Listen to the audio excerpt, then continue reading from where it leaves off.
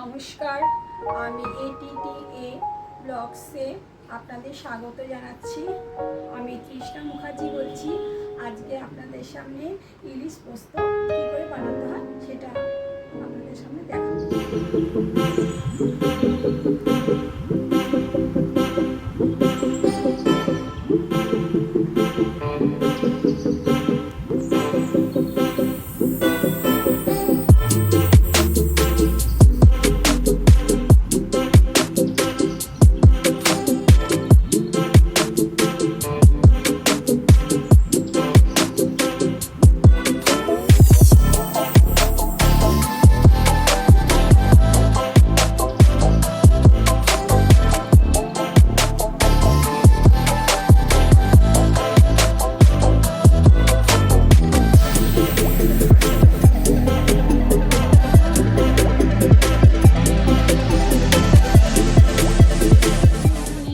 কিছুটা আদা, কাঁচা লঙ্কা নিয়েছি, পোস্ত নিয়েছি আর কাঁচা বাদাম জলে ভিজিয়ে রেখেছি, আর এখানে নুন নিয়েছি।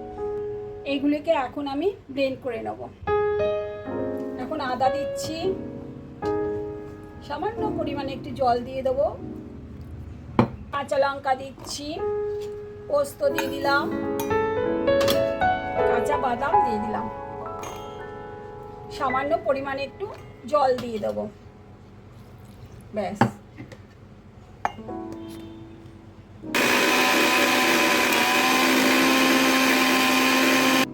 ব্লেন্ডিং করার পরের অবস্থা, মাছটাকে আঁশ ছাড়াবো মাছের, তারপর বটি দিয়ে পিস করে রাখবো। ছাড়াচ্ছি, বটি দিয়েও ছাড়ানো যায়। আমি চামচ আছে, চামচের পেছনে এই হ্যান্ডেলটা আছে চামচের, ওইটা দিয়ে আমি ছাড়াচ্ছি, ওইটা দিয়ে আমার সুবিধা হয়। মাছের আঁশ ছাড়ানোর পর আপনাদের কাছে আবার ফিরে আসছি। কাটছি,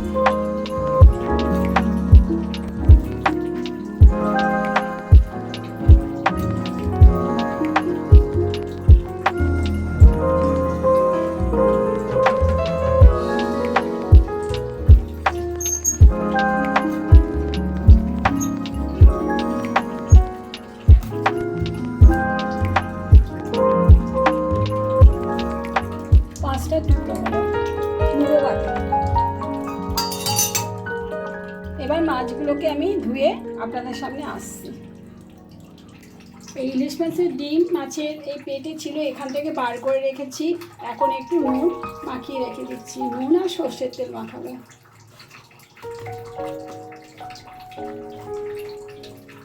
আর এই মাছের এখনো কাটা মাথা ছিল, ওইটা আলাদাভাবে রাখলাম। এবার মাছে সর্ষের তেল মাখিয়ে রাখবো।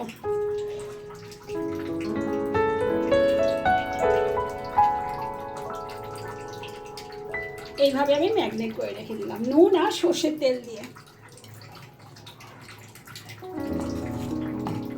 এখন প্রথমে তেল গরম করতে দিয়েছি, তেল গরম হয়ে গেছে। এবার মাছের যে ইলিশ মাছের যে ডিমটা আছে সেটা আস্তে আস্তে করে আমি ভেজে নিচ্ছি।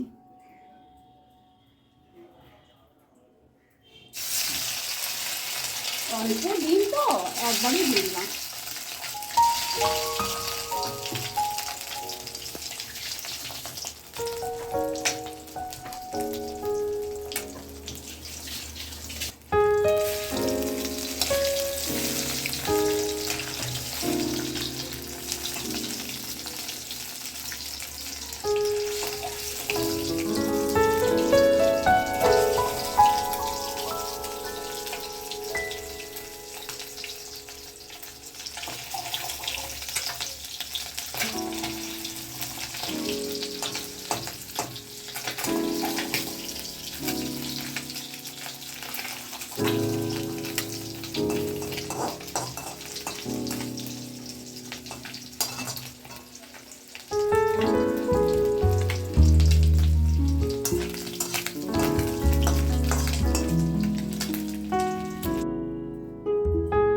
ইলিশ মাছের ডিমগুলো ভেজে তুলে নিলাম।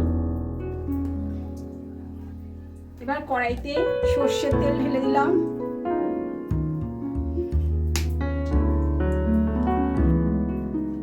তেজপাতা দিয়ে দিলাম। মিক্সিতে ব্লেন্ড করা যে মশলাগুলো করেছিলাম সেগুলো ঢেলে দিলাম।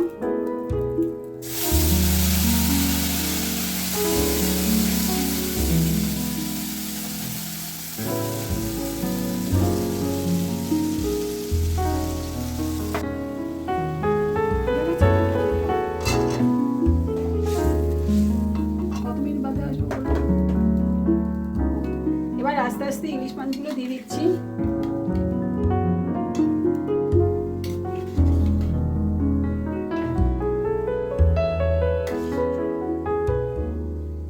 ইলিশ মাছের পোস্ত।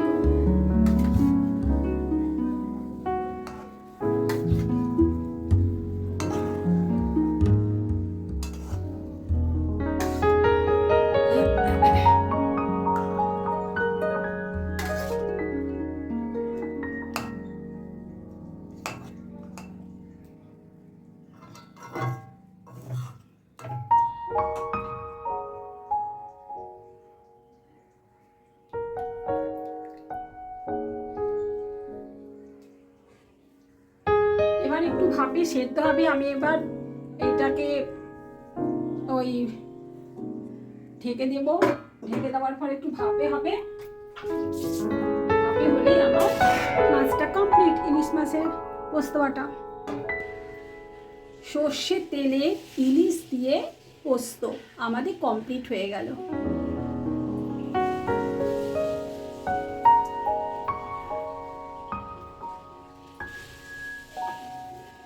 আবার এরপরে নেক্সট ভিডিওতে আবার আপনাদের সঙ্গে আমার দেখা হবে। Tata bye.